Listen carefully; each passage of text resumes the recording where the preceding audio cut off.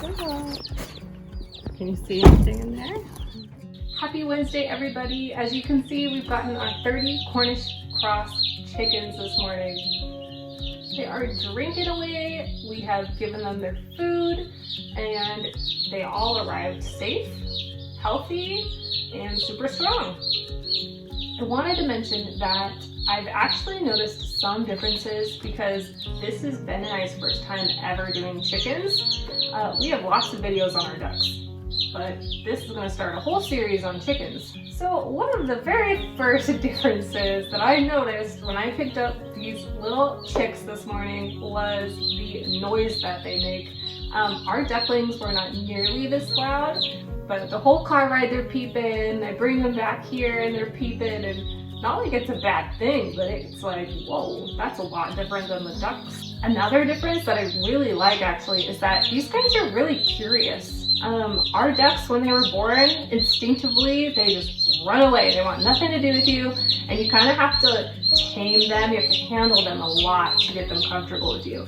But these guys, like, they'll come up to my hand and they'll be curious and they'll be like, hey, what's up? And I was asking Ben about this. What's the reasoning behind this? And we both thought maybe it's just because they're not as intelligent as ducks. Maybe ducklings are a little closer to wild than these Cornish Cross Chickens that we have. We're not really sure, but that is one thing that I noticed this morning. I think they've been in here around 4 hours now, so I'm still watching them to make sure that they're all getting water and that they know where the food is, and that there's none that look a little weak. The first couple days I'm definitely going to be watching them very closely for that. In my last video I mentioned how we gave them some magic water, which has apple cider vinegar, honey, warm water, and crushed garlic, just to kind of get them going for the first couple days. And then for the feed, we're using the Do More 20% starter grower feed. So this is just day 1, and I'm going to end it here, but we'll catch you tomorrow at day 2.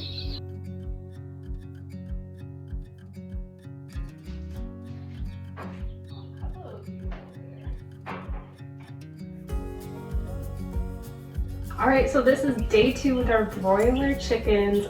They've been doing really well. This morning I came out and they seem to be a little huddled together. So just to make sure they're not too cold, I set up a second heat lamp, which might be overkill. But if it is, I'll just watch their behavior and see if they spread out. If they're all huddled together, it means they're cold. If they spread apart, it means they're way too hot. But their body language will tell me exactly if it's too hot or too cold for them.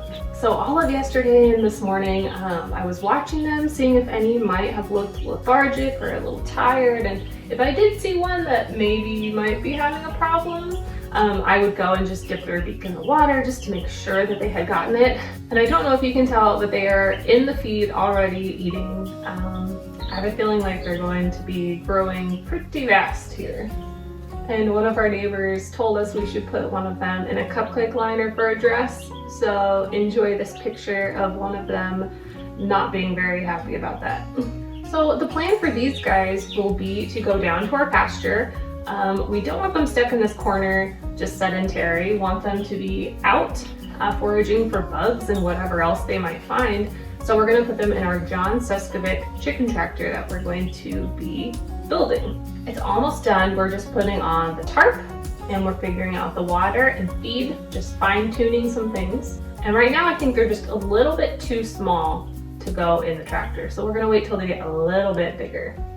So far on day 2, they are enjoying their life. I will check back in with you guys tomorrow on day 3 and let you know how they're doing tomorrow.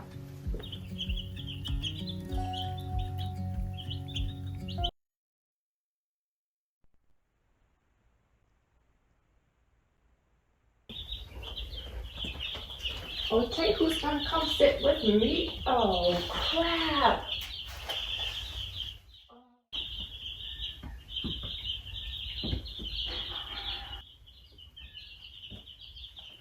You can see I just came in and found a poor little chickie who didn't make it.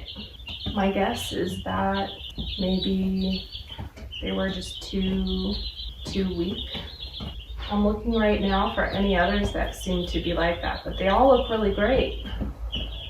Well, that's kind of a sad way to start day 3, but it is the reality of kind of what you have to prepare for if you do have animals, especially little chickens.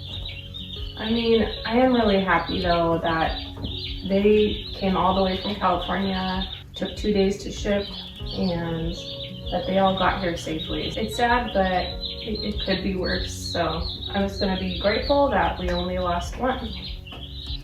Every time I stop talking, I always look right back just because like I want to keep watching them. So thank you to all who watched this video and got to know our little broiler chicks here. Thank you guys for joining us. Thank you for being invested in our journey to becoming more self-reliant. And if you want to be more self-reliant as well and learn from us and we can learn together, then subscribe and like these videos to support us. Again, we thank you all and we will see you in the next video. Bye guys.